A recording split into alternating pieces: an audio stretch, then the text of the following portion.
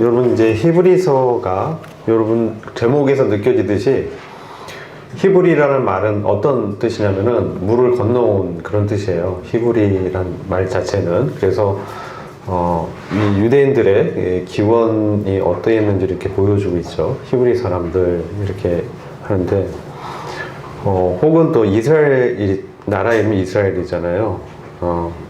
여기 그 히브리서의 가장 중요한 주제가 여러 분들이 다양하게 말씀하시지만 그런 믿음의 어떤 성장이 아니겠는가 그렇게 보고 있습니다. 그래서 주요 말씀 한번 보시죠. 5장 히브리서 5장 말씀 같이 보겠습니다. 히브리서 5장 12절. 이 히브리서의 대상은 유대인이지만 기독교로 그 전향한 그리스도인 신앙을 가진 사람들이 되겠습니다. 그래서 지금 역사적인 배경은 이들이 유대교에서 믿음 때문에 그들의 핍박 가운데 있었고 유대 사회에서 출교된 그런 사람들이 이제 흩어져 있는데 그들에게 저가 분별하는 사도 바울이라고 생각되는데 바울이 이 히브리서를 써서 그들에게 이 서신서를 보냄으로 그들의 믿음을 다시 일으켜주고 올바른 그리스도인 신앙이 무엇인가 그거에 대해서 말씀하는 내용이 주제가 되겠죠. 그래서 이들이 겪는 그 유혹이라고 할까요? 유대인들이 그들이 유대교에 있었을 때는 그 종교 예식 가운데서 그들의 위대한 민족의 지도자 모세가 있었죠. 그리고 여러 선지자들이 그동안 구약 성경을 통해서 전달해온 그런 신앙에 대한 내용들도 있었겠죠. 그 다음에 아론이라는 어떤 인도자도 있었겠고, 그리고 그들이 믿었던 어떤 천사들에 대한 어떤 숭배 신앙이 있었고, 그래서 유대인들이 의지하고 있었던 그런 종교 시스템이 있었습니다. 근데 그런 종교 시스템이 그들을 구원할 수는 없었죠. 그래서 그들이 그리스도를 만나게 되고 인격적으로 그분을 영접하면서 이제 그리스도인이 됐는데, 그렇게 되니까 유대인들은 그들의 사회에서 축출시킨 겁니다. 그리고 그들이 맞는 어려움들은 먼저 경제적인 부분에서 오겠죠. 사회에서 축출되면 거래를 못하게 하고 끊고 그들은 이제 소외되게 되는, 그래서 다른 지역으로 또 가게 되고 거기서 또 생활할 때 쉽지가 않았습니다. 그러니까 유대인들이 그리스도인이 된 이전에 유대교에 있었다가 그리스도인이 된 그런 사람들에게 다시 유대교로 들어와라. 이것이 더 맞는 것이다. 뭔가 화려해 보이고 예식이 있어 보이고 뭔가 엄숙한, 그러면서도 뭔가 고상하게 느껴지는 그런 이전의 유대교가 더 뛰어나다. 이렇게 이제 유혹을 하니까 일단은 또 사람들이 유대교로 다시 돌아가는 일들이 생긴 것이죠. 그런 상태에 있을 때 바울은 이제 이런 신앙의 위기를 맞은 유대인 출신의 그리스도인들에게 정말 우리가 바라봐야 할 대상이 그리스도이고 그분이 어떤 분인지에 대해서 이 말씀을 통해서 좀 더 계시를 해주고 있는 그런 것이 되겠죠. 그래서 히브리서 5장 12절 말씀 보면은 이들의 상태에 대해서 바울이 어떻게 분별하고 있느냐. 5장 12절 보면 때가 오래므로 너희가 마땅히 선생이 될 터인데 너희가 다시 하나님의 말씀의 초보가 무엇인지 누구에게 가르침을 받아야 할 것이니 젖이나 먹고 단단한 식물을 못 먹을 자가 되었도다. 대저 젖을 먹는 자마다 어린아이니 의의 말씀을 경험하지 못한 자요 단단한 식물은 장성한 자의 것이니 저희는 지각을 사용함으로 연단을 받아 선악을 분별하는 자들이니라. 이미 믿은 지 오래되어서 선생이 되어서 가르칠 수준이 돼야 되는데 그러지 못하고 도의 초보에 대해서 다시 들어야 되는, 가르침을 받아야 되는 그러한 영적인 미성숙한 상태에 있다는 것이죠. 그리고 단단한 식물을 먹지 못하는, 이 단단한 식물이 뭐겠습니까? 주님에 대한 것이죠. 주님에 대한 그 믿음을 말씀하는 것이 되겠죠. 여기는 고기라고 스트롱 밋 이렇게 표현도 되긴 하는데 단단한 고기와 같은 말씀이 있어요. 예수님을 믿는 신앙으로 인해서 우리가 이 당시에는 핍박을 받았죠. 지금도 핍박을 받는 사람들이 있죠. 공산사회권에 있는 그런 나라들에서는 인정하지 않고 있고, 또 이슬람권에서 믿는 다른 종교 아래에 있는, 이들 이제 유대교라는 종교 아래에 있는 그리스도인들을 대상으로 특히 했는데, 그랬을 때 그들의 반응은 자기의 어떤 지혜, 육체의 어떤 뛰어남을 의지해서 문제를 해결하려는 이런 경향이 있었단 말이죠. 그래서 단단한 식물은 그것들을 부인하면서 정말 주님을 믿는 순전한 믿음으로 이제 나아가는 것이죠. 그것은 자기들이 갖고 있었던 고유의 어떤 지식, 내가 갖고 있는 어떤 가치관, 경험, 이런 것들을 내려놓고 정말 주님께 집중하면서 주님의 말씀은 어떤지, 주님은 어떤 것을 원하시는지, 이런 정말 신앙의 가장 중요한 그리스도와의 관계 속으로 더 깊이 들어가는 것이 되겠죠. 그래서 이것은 딱 장성한 자의 것이다. 믿음이 성장한 사람이 되어야 된다. 지금 이 말씀을 하는 거예요. 그래서 이들의 상태가 이랬었다. 그리고 이들의 상태를 또 영적인 어떤 상태가 미성숙한 상태에 있었고, 또 히브리서 13장에 한번 가서 이들의 또 다른 그 면을 좀 보길 원하는데, 13장 12절부터 14절 말씀을 보겠습니다. 거기 보시면 그러므로 예수도 자기 피로써 백성을 거룩히 하려고 성문 밖에서 고난을 받으셨느니라. 자, 여기서 성문 밖이라는 표현이 나옵니다. 예루살렘 성 밖에서 주님이 갈보리 그 언덕에서 십자가를 지셨다는 것이죠. 그 수치의 십자가, 거기에 모든 옷을 다 벗겨지고 나체로 달려서 피를 흘리고 있는 그리스도, 거기서 고난을 받으셨다는 거죠, 주님이. 그리고 13절 보면 그런즉 우리는 그 능욕을 지고, 주님이 당하신 그 부끄러운 수치, 다른 성경에는 수치라고 또 치욕 이렇게 표현되고 있습니다. 그 치욕을 지고 영문 밖으로 그에게 나가자.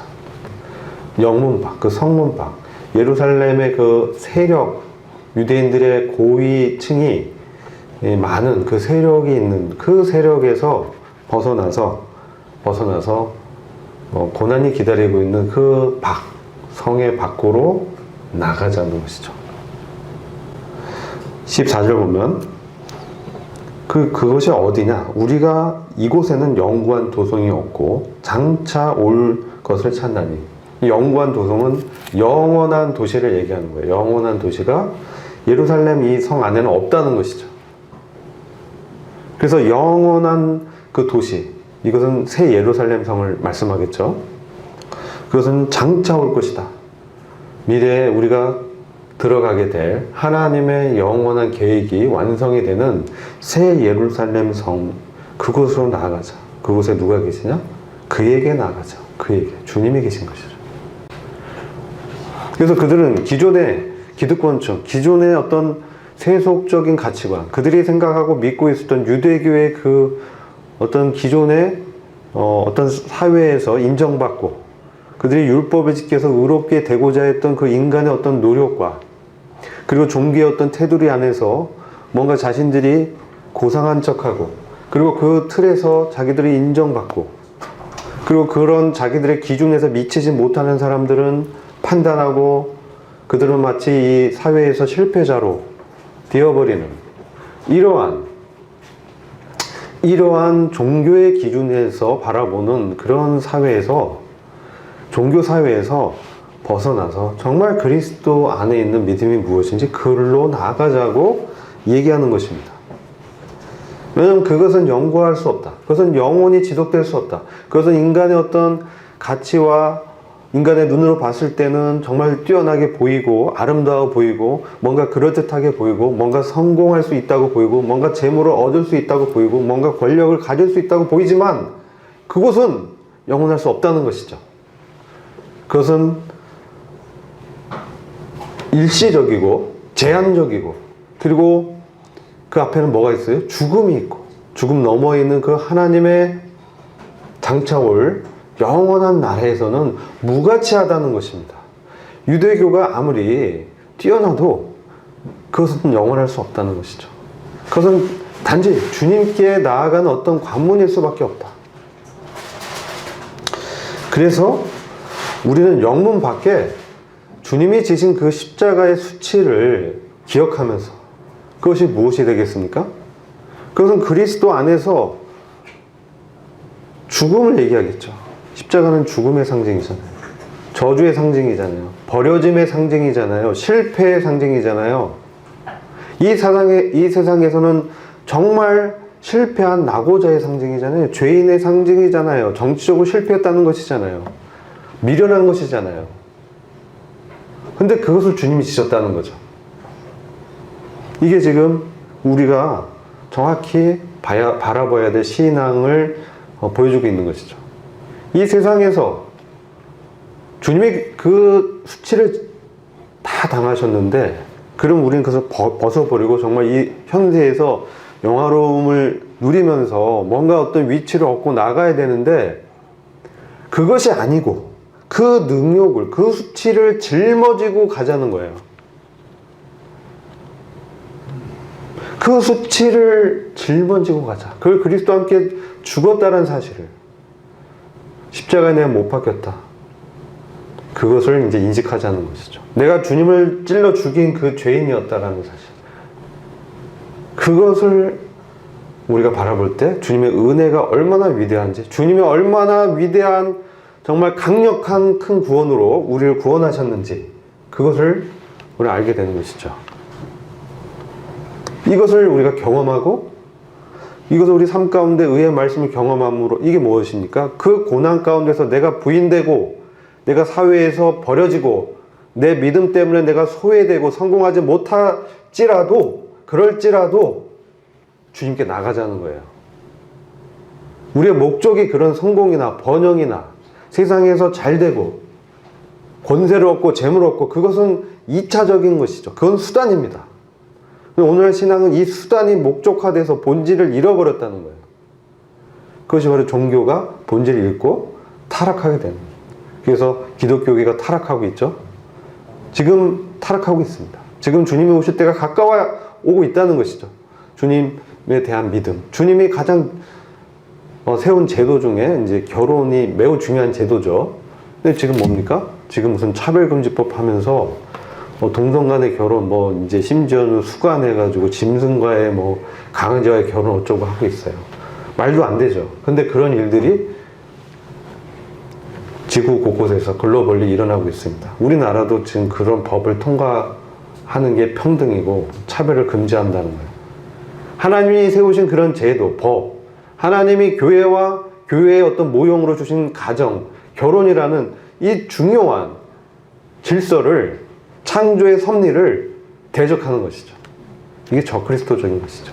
그래서 말세에 이제 기독교계와 사회가 주님을 완전히 거절하게 되는 배도의 길을 가고 있는 것이죠. 이건 영문 아닙니다. 이게 바로 영문 안에 있는 거예요. 근데 우리는 영문 밖으로 나가자고 말씀하는 거죠. 영문 밖, 그곳은 주님이 계시는 것이죠.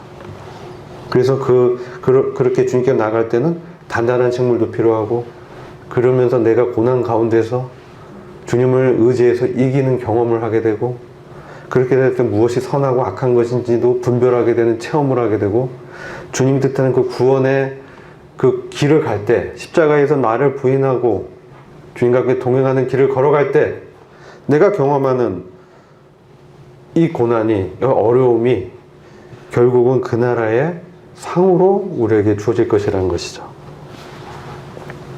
그래서 히브리서 6장 그 2절을 보시면, 아까 영미 형제님 잠깐 말씀했는데, 거기 보시면 침례들과 안수와 죽은 자의 부활과 영원한 심판에 관한 교훈의 털을 다시 닦지 말고 완전하신 그리스도께 나아갈지니라. 완전하신 그리스도께 나아가자는 거죠. 그리스도가 우리의 모형이십니다. 나머지 이런 제도라든지 이런 것들은 주님께 나아가기 위한 이제 과정입니다. 그리고 히브리서 10장 32절부터 36절 말씀을 잠깐 같이 보시겠습니다.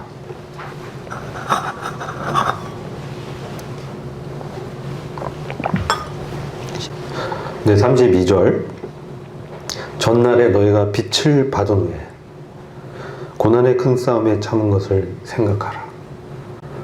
이전에 우리가 주님을 믿었을 때 우린 주님밖에 보이지 않았어요. 주님과의 맺었던 그 첫사랑, 주님의 그 은혜, 주님의 그 용서하심, 주님과의 깊은 내밀한 어떤 달콤하면서도 깊은 사랑의 말씀, 그분의 인자하심, 그러므로 인해서 어떻습니까? 내가 이 사회에서, 내가 다른 사람들로부터 거절당하고 내가 무시당하고 나의 믿음이 인정받지 못해도 세상적으로는 그럴 수 있죠. 미련해 보이고, 그렇죠. 술 마시는 게 뭐가 대수야. 같이 마시면 되지. 왜? 그럴 수 있다 이거죠. 세상에서. 왜? 그들과 이제 섞이기 위해서. 뭔가 그들과 함께 동료의식을 느끼면서 같이 성공하기 위해서. 그럴 수 있다는 거죠. 그게 뭐가 대수야. 이것은 이제 타협하는 것이죠. 이것은 이전에 우리가 그러한 영적인 전쟁에서는 우리가 거절하고 참고 그것을 버리고 주님께로 갔는데 이제는 어떻습니까? 점점 더 세속화되고 타협하게 되고 어때요? 이제 뭐예요? 수건도 벗고 전도라는 명목하에 이제 수건도 안 써요. 이제 만찬도 이제 안 떼. 다른 사람들 이상하게 보니까 무슨 카톨릭입니까? 그렇게 생각하니까. 근데 주님 말씀을 이렇게 하고 있다 이거죠. 이러면서 주님이 말씀하신 것은 이제 나의 기준과 어떤 세상의 그런 기준에 비해서 뭔가 덜 떨어지고 맞지 않는 것 같으면 이제 그것을 이제 타협하게 되는 것이죠. 이것은 그 싸움에서 참는 것이 아니죠. 그리고 33절 보면 비방과 환난으로서 사람에게 구경거리가 되고 혹 이런 형편이 있는 자들로 사귀는 자 되었으니, 이런 믿음으로 인해서 비방을 받고 어려움을 겪고 심지어 구경거리가 되고, 그리고 이런 형편 있는 자들과 우리가 이제 동료라는 의식을 갖고 있었고 사귀는 자로 이제 생각했는데, 그래서 어떤 분들은 믿음 때문에 갇힌 사람도 있어요. 그런 사람 동정하고, 또 어떤 분들은 이 믿음 때문에 산업을 빼앗기는 경우도 있어요. 그쵸? 뺏어버리죠. 근데 그것을 기쁘게 당했다는 거예요. 기쁘게. 34절 보면은 그것을 기쁨으로 여기고 감내했어. 왜냐하면 더 낮고 영구한 산업이 있는 줄 알미라. 34절. 더 낮고 영원한 기업이 있다는 것이죠. 우리가 우리의 구원이 2장에 보면 큰 구원이 나옵니다. 큰 구원. Such a great salvation 이렇게 나옵니다. 그와 같이 큰 구원을 정말 소홀히 여긴다면은 그 받을 보응이 어떻겠느냐. 주님 안에서 얻은 우리의 신앙이 얼마나 큰지, 얼마나 위대하고 영원한 산업이 있는지 이것을 잘 모르고 이 세상의 잠시 잠깐의 쾌락, 이 세상의 잠시 잠깐의 어떤 재물, 권력 때문에 영원한 것을 포기하지 말라는 것이죠.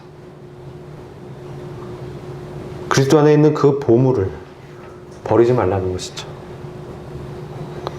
그것은 영원한 것이다. 그리고 그것은 우리가 이것 때문에 위축되고 이 세상에서 뭔가 내가 소외당하고 실패한 자처럼 느껴지고, 그래서 내가 믿고 있는 신념을 버리지 말라. 네 믿음을 버리지 말라. 자, 35절 보면, 히브리서 10장 35절 보면, 그러므로 너희 담대함을 버리지 말라. 담대해야 되는 거죠. 우리가 믿고 있는 이 믿음으로 인한 그런 것들은 우리의 어떤 넘어짐과 실패와 연약함은요, 우리가 얻는 그 은혜에 비하면 너무나 작은 거예요, 사실은. 은혜는 모든 것을 초월하고 이기는 것입니다. 그래서 이걸 통해서 우리가 담대함을 버리지 말고, 우리가 믿고 있는 것은 분명하고 확실한 것이고 영원한 것이고 가치 있는 것이다. 그래서 이것은 큰 상이 있는 것이다. 큰 상을 얻느니라. 그렇기 때문에 우리가 참고 인내할 수 있다는 것이죠. 36절. 너희에게 인내가 필요하면 너희가 하나님의 뜻을 행한 후에 약속을 받기 위함이라. 견디면서 하나님의 뜻은 나를 성별하는 거죠. 나는 이제 세속화되는 것이 아니고 세상과 섞이는 것이 아니고 세상 안에 있지만 나는 주님과 함께 있기 때문에 그 주님의 뜻대로 이제 사는 것이죠. 그렇게 했을 때 우리에게 약속이 있다는 겁니다. 약속을 약속의 성취가 있죠. 이미 우리 약속을 받은 자예요. 그래서 우리가 약속이 이루어지면 주님이 오실 때 우리 그 영광에 같이 들어가게 되는 것이죠. 37절 잠시 잠깐 오면 오실 이가 오시리니 지체하지 아니하시리라. 이제 주님 오실 때가 점점 가까워오고 있습니다. 이전보다 더 가까이, 내일 되면 하루 더 가까이 오고 있죠. 그래서 우리는 어떻습니까? 믿음으로 살아야 돼요. 그래서 38절 보면 오직 나의 의인은 믿음으로 말미암아 살리라. 다른 성경 보면 나의가 빠져 있어. 오직 의인은 믿음으로 말미암아 살리라. 근데 여기는 나의 의인이라고 딱 주님이 말씀하죠. 주님의 의인, 나의 의인. 우리는 주님의 의인. 주님이 이렇게 주님의 소유된 그런 의인이라는 이런 시각에서 보시면 주님은 얼마나 우리를 귀히 여기시고 우리를 사랑하시고 이런 믿음으로 살기 원하시는지 그걸 느끼게 되죠. 오직 나의 의인은 믿음으로 말미암아 살리라. 또한 뒤로 물러가면 내 마음이 저를 기뻐하지 아니하리라 하셨느니라. 히브리서 10장 39절을 같이 읽어보죠. 찾으셨나요? 히브리서 10장 39절. 네, 찾으셨으면 같이 읽겠습니다. 시작. 우리는 뒤로 물러가 침륜에 빠질 자가 아니요 오직 영혼을 구원함에 이르는 믿음을 가진 자니라. 이 믿음을 주신 분이 누구예요? 주님이에요. 히브리서 12장 2절 3절 보면 믿음의 주요 믿음을 창시한 분이라는 것이죠. 온전케 하시는 이인 예수를 바라보라. 그렇게 말씀해요. 믿음의 주요 우리를 온전케 하시는 그 주님을 바라보라고 말씀하고 있다는 것이죠. 그래서 히브리서는 이러한 기존 사회, 기존의 종교, 기존의 가치관에서 나와서 비록 내가 수치와 고난과 어려운 환경 가운데 있을지라도 마음의 담대함과 영원한 나라에 대한 약속을 붙들고 믿음으로 주님과 함께 동행하면서 그 영광 가운데 들어가자라는 것입니다. 그래서 우리는 이 말씀을 같이 교제하면서 정말 우리의 순수한 그리스도인의 신앙이 무엇인지, 그래서 이 세상에 어떻게 살아가야 될지 그것을 함께 이제 나누게 되는 것이죠. 우리의 믿음이 주님을 더욱 닮아가고 승리하는 그런 자가 될 것입니다. 그래서 교재 이제 4페이지 보시면 짧게 1장부터 13장 주제만 짧게 보고 시간을 마치도록 하겠습니다. 그 1장 보시면요. 이전에는 선지자들을 통해서 말씀이 왔다는 거예요. 근데 오늘날 지금 이제 말세 시대죠. 예수 그리스도 이후는 다 말세예요. 말세인 지금 하나님께서는 아들인 그리스도를 통해서 우리에게 말씀하고 계시다는 거예요. 지금. 이분을 쓸 때도 그랬지만 지금도 하나님께서 그리스도 아들을 통해서 말씀하시는 거예요. 아들이 어떤 분인지. 왜 이 말씀하겠어요? 우리도 그와 같은 아들들이기 때문에 예수님은 어떤 분인지를 보여주는 것이죠. 거기 보면 죄를 정결케 하시고 위엄의 보좌에 앉으시고 의를 사랑하고 불법을 미워하셨다는 것이죠. 우리도 그와 같이 살아야 되는 것이죠. 쾌락을 좋아하고 불법을 좋아하고 이러면 안 되는 것이죠. 불법을 미워했다는 거예요. 그리고 뭘 사랑해서? 의를 사랑했다는 것이죠. 하나님을 사랑했다는 것이죠. 하나님 안에만 의가 있거든요. 그래서 하나님을 사랑했다는 거예요. 하나님을 사랑하는 자는 죄를 미워하게 되는 거죠. 죄에 대해 넘어지면 슬퍼하게 되고 이제 이렇게 안 살래 이렇게 생각하게 되는 것이죠. 근데 그게 아니라 그 흙탕물에서 계속 헤엄치면 안 되죠. 나와야 되는 것이죠. 2장은 큰 구원에 대해서 말씀하는 아들에 관해서 아들 예수님이 우리에게 주신 큰 구원에 대해서 들었는데 그걸 소홀히 여기면 어떻게 됩니까? 믿음의 신앙에서 흘러 떠내려가는 거예요. 그 위험이 있는 거예요.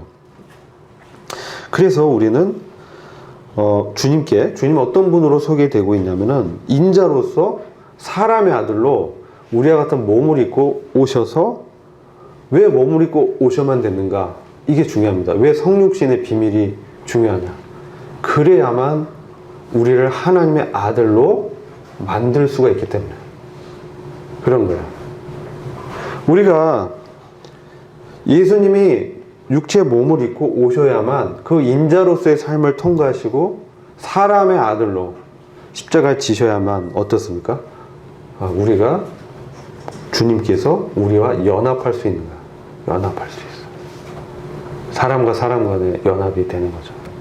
그분 우리의 슬픔과 우리의 좌절과 우리의 고통을 몸소 다 경험하셨다는 거예요. 그래서 형제들과 같이 되셨다라고 말씀을 하고 있어요. 이 장에. 그래서 죄에서 해방시키시고 자기가 시험을 받아 고난을 당하셨은즉 시험 당한 사람들을 능히 도우실 수 있다는 거죠. 우리가 이 세상에 살아갈 때 현대사회에서 많은 시험을 경험합니다. 많은 유혹이 있습니다. 그때 주님이 어떻게 이기셨는지 그 주님을 의지하고 기도하고 힘을 얻는 것이죠. 3장을 보면 정말 이 히브리서가 누굴 대상을 하고 있는지를 보게 되는데 1절에 보면은 하늘의 부르심을 입은 거룩한 형제들아. 우리는 이 세상이 아니라 하늘의 부르심을 입은 거룩한 형제들인 거죠. 물론 이 형제는 자매들도 포함하는 그런 내용입니다. 믿는 도리 사도며 대제사장인 예수를 깊이 생각하십시오. 예수를. 믿는 도리의 전달자이다. 사도는 메신저죠. 믿는 도리의 메신저. 사도란 뜻은 말씀의 전달자란 뜻이에요. 그리고 그분은 대제사장이시다. 그리고 하나님과 인간 사이를 연결시켜주는, 중보해주시는 역할을 한 그분을 깊이 생각하라는 거죠. 그러면서 그분은 아들이시지만 아버지의 집을 맡아서 충성되게 섬기시고 우리는 그분의 집이라는 거죠.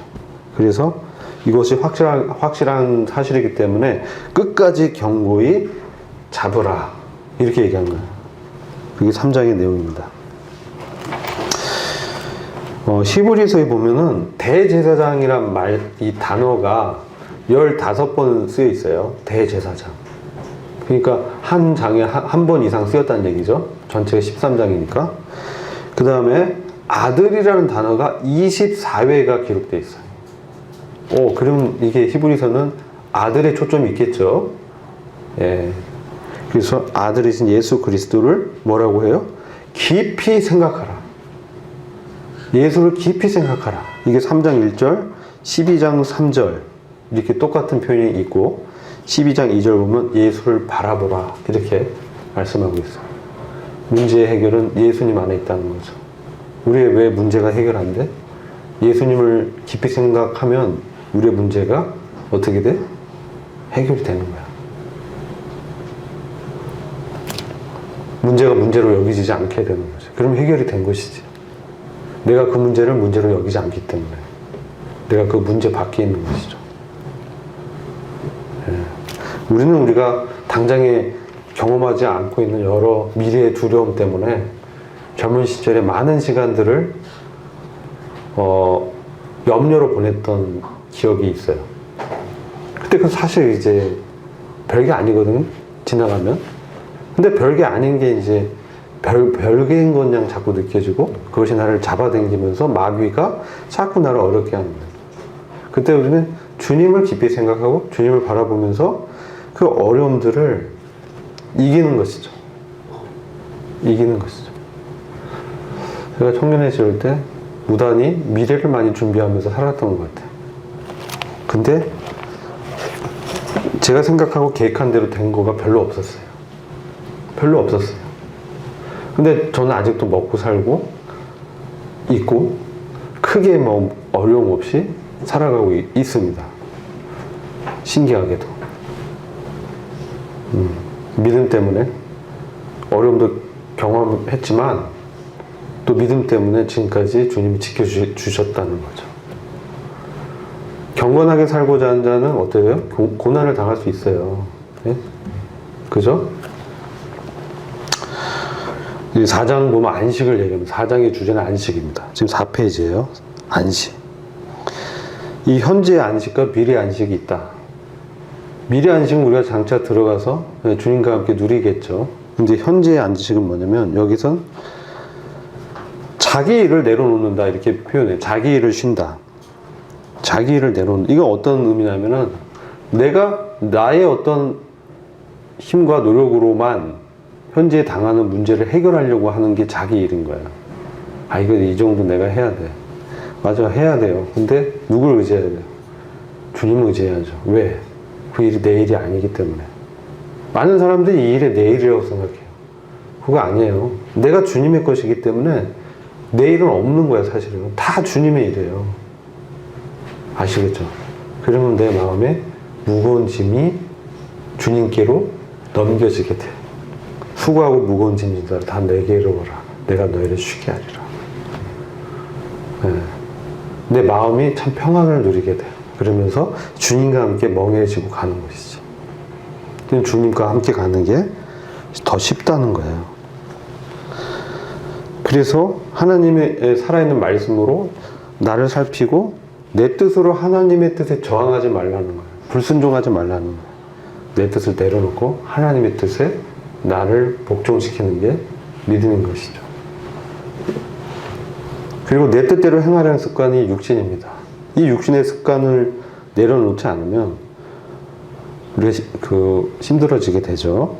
그래서 우리 연약함을 이미 경험하신 대제사장 되신 주님께 다 맡기고 우리는 승리하신 주님과 함께 지금 힘들어 보이는 지금 이 세상을 담대하게 살아가는 거예요. 그렇다고 뭐 이 세상을 정말 아무것도 안 하고 마음대로 살라는 그런 뜻이 절대 아니죠.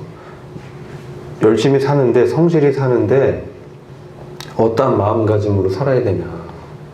그래서 이 일은 주님의 일입니다.